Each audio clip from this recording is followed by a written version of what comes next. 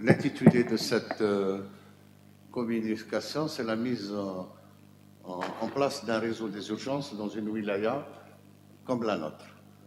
Mon travail a été tiré d'un travail qui a été fait, parce que vous allez voir les statistiques, c'est de 2016. Donc il y a eu tout un... Au niveau du ministère de la Santé, on avait fait des efforts à l'époque avec des collègues. Quelques-uns d'entre eux sont décédés malheureusement. Ils n'ont jamais vu ce projet se mettre en place. Il y avait avec moi Mohamed Oushtati, qui est l'élève du professeur Abelkan aussi, et tant d'autres collègues. Donc on avait travaillé d'arrache-pied pendant presque une année pour sortir un travail. Malheureusement, les ministres changent, les équipes changent et on remet tout. Et vous connaissez l'histoire éternelle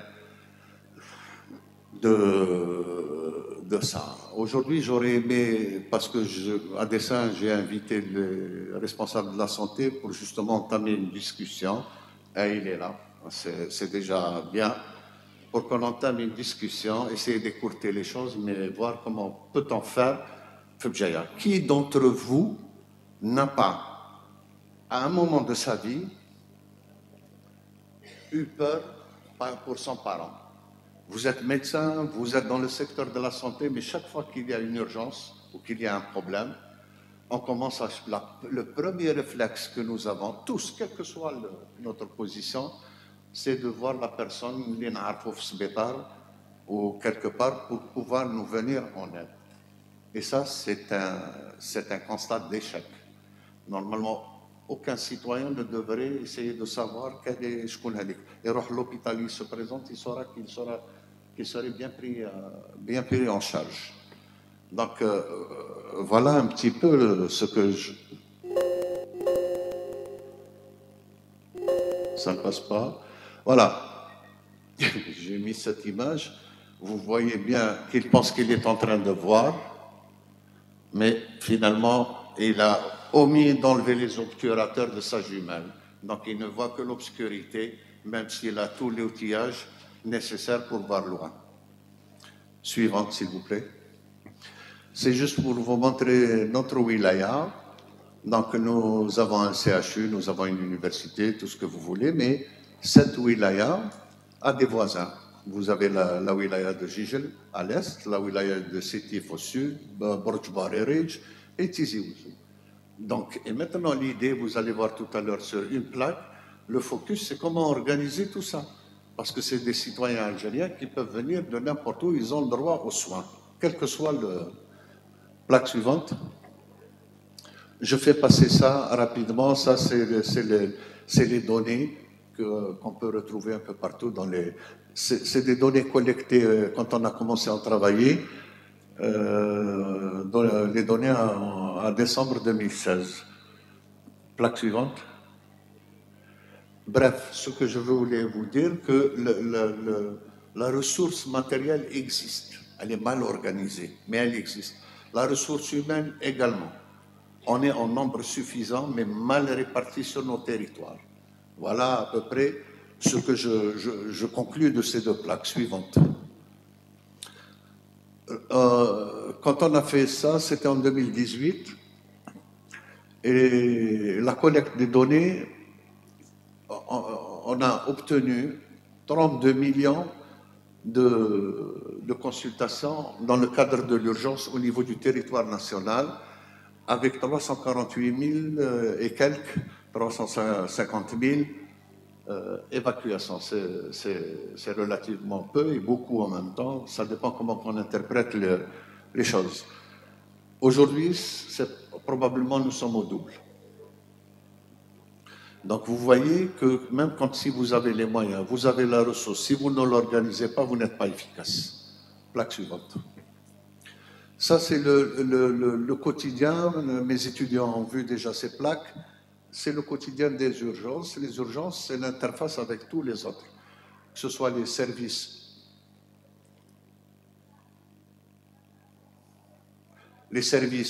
d'hospitalisation et puis tous les intervenants de la santé, du secteur de la sécurité, etc., tout le monde vient aux urgences quand il y a un problème. C'est une plaque tournante, c'est une fourmilière qu'il faut bien huiler, bien organiser pour être efficient et efficace dans la prise en charge des malades et des blessés. Plaque suivante. C'est l'organisation. Alors, j'ai mis cette plaque pour montrer une chose. Aujourd'hui, le problème, le nœud gordien des services des urgences, c'est qu'on n'arrive pas à organiser, à trouver des solutions. Pour ce qui est du tri, ça commence à se mettre en place avec toute une échelle de triage. On a organisé les sauves. Une fois que si le malade devrait passer au bloc, il n'y a pas de problème. Les chirurgiens sont là, l'AREA. Le problème, l'engorgement se fait au niveau des malades où on ne trouve pas, qui ne nécessitent plus un soin d'urgence imminent, mais qui restent dans les brancards et ça donne une mauvaise image pour les parents, pour le malade, etc. Et ça, c'est le problème éternel des urgences auquel il faut adjoindre rapidement, et on a proposé ça, des services pour soins de suite, de gériatrie, de fin de vie. L'hospitalisation à domicile est en train de se mettre en place, mais tous ces aspects-là, il faut les organiser correctement et surtout former les médecins pour qu'ils soient plus efficaces.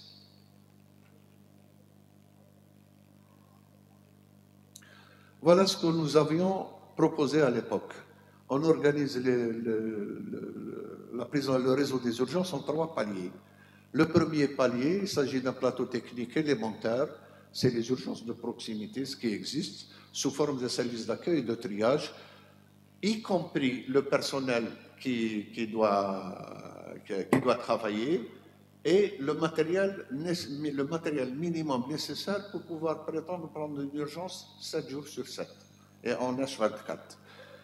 Toutes les consultations, CU1, ce palier 1, doit prendre toutes les consultations non programmées avec des lits de mise en observation. Ensuite, le palier 2, il s'agit d'un plateau technique essentiel. Le premier palier, on n'a pas besoin de chirurgiens, on a besoin de médecins généralistes tout simplement, qui ont des connaissances, un minimum de choses en médecine d'urgence pour manager, poser un diagnostic et orienter le malade convenablement. Le palier 2, là, il s'agit d'un plateau technique essentiel, ce qu'on peut trouver dans les OPH, toutes les urgences médico-chirurgicales de base et les situations aiguës de pathologie chronique, toutes les complications. Ce qui manque maintenant, les OPH existent, il faut les connecter et il faut mettre un SMUR qui peut à tout moment, parce que ça va tranquilliser le médecin. Et quand il n'y a pas cette relation, ce réseau de mise en place, imaginez quelqu'un qui est au sommet d'une montagne, c'est un médecin qui est isolé, il est dans une solitude totale et il ne sera pas efficace pour prendre. Donc la première des choses, il a peur des complications, qu'est-ce qu'il commence à faire? Il commence à évacuer le malade. Le palier 3, il s'agit d'un plateau technique complet, sophistiqué, type trauma center, CHU. Chaque wilaya doit avoir au moins un U3. U3, ça peut être le CHU, ça peut être aussi un EPH qui paie de toutes les spécialités nécessaires pour prendre en charge un polytraumatisé et une complication majeure. Toutes les urgences qui viennent du palier 2 sont déversées directement vers ce palier, les complications. C'est l'établissement de référence, la wilaya, où l'ensemble des spécialités d'urgence sont assurées en H24, 7 sur 7. Et puis, nous avons à dessein défini 2 autres paliers. Le palier 4, c'est toutes les pathologies accidentelles graves, les cas d'intoxication grave, les situations médico-chirurgicales à haut risque. Et puis, l'unité spécifique, c'est les urgences chirurgicales pédiatriques, la réanimation des nouveau-nés, les urgences cardiovasculaires et pulmonaires, urgences mains, qui existaient il y a 20 ans, tout simplement. Toutes les unités de neurovascularisation, la mise en place de tout ça, les unités de revascularisation cardiaque longeau, le caisson hyperbare pour les intoxications au monoxyde de carbone et autres, et l'unité de réanimation des blessés, blastés, brûlés. Voilà au moins une unité comme ça dans la région pour pouvoir... Alors, pour pouvoir mettre tout ça en place, il faut la contribution de tout le monde. D'abord, les politiques. Il faut les sensibiliser, le WALI, l'APW, l'APC, tout, parce qu'on a besoin d'eux pour les raccords financiers et éventuellement trouver des structures pour mettre en place ce réseau. Ensuite, vous avez l'expertise, c'est l'université et les spécialistes référents qui entament une réflexion, qui préparent des programmes de formation, formation médicale continue ou autre, et ils peuvent se projeter sur ce qui est en train de se faire au niveau international pour le mettre en place rapidement dans leur pays, et bien sûr les perspectives. Et puis la santé, c'est la DSP, le CHU, le PH, les EPSP, etc., et même le privé, c'est la mise en place, c'est eux qui sont les acteurs principaux pour la mise en place de ces réseaux-là, et surtout, ils ont la ressource humaine nécessaire. La ressource humaine, ce n'est pas uniquement les médecins, c'est tout le personnel de soins existant dans les différents établissements. Alors, on appoint, on peut associer le mouvement associatif et la presse pour des problèmes de sensibilisation, de prévention et d'éducation. La mise en place du réseau va nous permettre d'organiser les différentes filières de soins après, parce que ça va se calquer sur ça. Voilà. Après, les vecteurs pour établir ce maillage. Nous, dans notre esprit, on a toujours cette ambulance de soins intensifs, de réanimation, qu'on appelle SAMU à tort. C'est les SMUR qui sont très chers. Et pourtant, d'autres pays ont trouvé d'autres solutions. Ça peut être des médecins avec des vélos. Ici, là où j'étais aussi, j'ai pris, c'est le Sénégal. On fait des évacuations fluviales par des pirogues. Ça peut être des bateaux. Supposez que dans un mois, dans 15 jours, toutes nos plages seront saturées. La population d'Objaya va augmenter au minimum de 3 à 4. Et avec les mêmes potentialités, les mêmes ressources humaines et matérielles, et avec toute la circulation qui va être engendrée, comment vous allez évacuer un malade d'Aoukas, d'une plage d'Aoukas vers Béjaïa s'il fait une complication? D'autres pays ont trouvé d'autres solutions en utilisant des barques, des motos, et en général, il faut un hélicoptère pour une population de 1 million d'habitants. Pour assurer parce que l'hélicoptère, c'est surtout en hiver, quand tout est enneigé, pour monter, porter secours à des gens qui sont enclavés dans des maisons au sommet des montagnes. Il n'y a que l'hélico qui peut y parvenir. Bref. Mais c'est surtout, moi j'insiste, j'ai mis plusieurs croix, sur le numérique. Une fois que tout le monde est connecté, les relations de travail se mettent en place plus facilement et plus sereinement. Et tout le monde va se sentir réconforté parce qu'il sait qu'à tout moment, il peut joindre un spécialiste, un collègue, etc., pour lui porter secours, l'aider dans un diagnostic ou autre. D'où l'intérêt de ces réseaux, justement. Vous voyez, c'est un vieux monsieur qui porte secours à des populations, tout simplement avec un vélo. Il porte le minimum nécessaire et puis il va. L'essentiel, c'est qu'il ne laisse pas son patient mourir. Voilà, ça c'est le type de connexion. Donc nous avons les polycliniques, on les connecte aux EPSP, les EPSP aux EPH, les EPH, et ainsi de suite. C'est la hiérarchisation des soins, tout simplement, qu'il faut rapidement mettre en place. La formation. Pour certains des étudiants, ils ont déjà vu une plaque, mais je tiens à la répéter autant de fois jusqu'à ce que ça se mette en place. Regardez, c'est une étude qui a été faite aux États-Unis. Ça date déjà. Nous sommes dans les années 60. À l'époque, les malades qui parvenaient, les polytraumatisés crâniens qui arrivaient aux urgences, plus de 25% décédaient la première heure. Dans leur équivalent en EPH, plus de la moitié décèdent la première heure. ils ont lancé un programme. D'ailleurs, c'est les chirurgiens qui ont lancé ça. Et donc, c'est des formations de courte durée. Pour les plus jeunes, vous entendez parler de l'ACLS, du PHTLS, Pré-Hospital Trauma Life Support, Advanced Cardiac Life Support. C'est des programmes de 2 jours, 3 jours. On forme des gens, on leur donne l'essentiel de l'essentiel, et ça permet de lever n'importe quelle détresse, aussi bien pour les médecins que pour les paramédicaux. Et ça va régler énormément de choses parce que le malade parviendra à l'hôpital dans les meilleures conditions qui soient.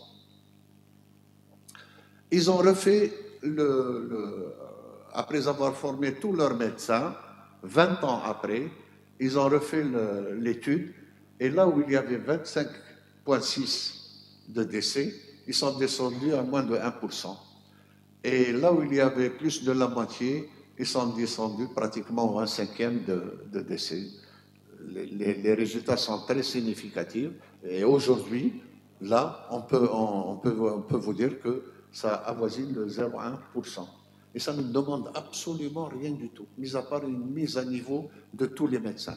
Le problème qui se pose, nous avons des programmes de formation. Le ministère prévoit ça, mais ça s'éparpille. Je ne sais pas comment ça s'éparpille. Or, on devrait reprendre les choses en main.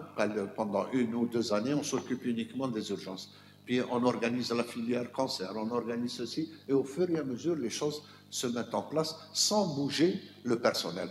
Parce que ça, c'est important. Parce que quelqu'un qui acquiert une compétence dans un domaine, après on le prend, on le remet, il devient compétent dans le domaine. Dans le deuxième domaine, on le met si on ne lui donne pas une formation.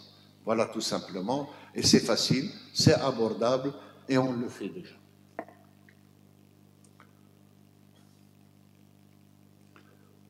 Voilà. J'ai écourté spécialement pour laisser un peu plus d'espace, de temps pour le débat.